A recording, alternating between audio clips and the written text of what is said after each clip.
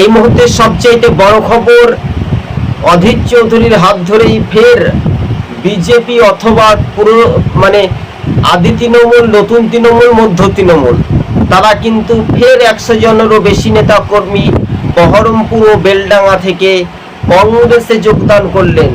হ্যাঁ দর্শক বন্ধুগণ, আপনাদের সঙ্গে সেই প্রতিবেদনগুলি তুলে ধরার চেষ্টা করেছি, কিন্তু রাজ্য রাজনীতির যে একটা ভূমিকা, সেটা নিয়ে ব্যাপক একটা উন্মাদনা হওয়ার একটা যোগ্য সামাজিক মাধ্যমে সেইগুলো দেখা যেতে পারে। তো আপনারা অনেকেই জানেন যে এবার বাংলাতে 2028-এ যেহেতু বেশ কয়েকটি পৌরসভা ভোট রয়েছে, 27-এ পঞ্চায়েত ভোট, 27-এ পৌরসভা, লোকসভা ভোটের আগেই কি মুর্শিদাবাদে তছনছ হয়ে যাচ্ছে তৃণমূল, পুরাতন, আদি, নতুন, মধ্যম, এই নিয়ে উঠেছিল সমীকরণ। তবে অধীর চৌধুরী ভোটে হারতে পারে, কিন্তু তিনি হারিয়ে যাননি। এই প্রসঙ্গে মতামত আপনাদের কি রয়েছে অবশ্যই কমেন্টে জানাবেন। ধন্যবাদ।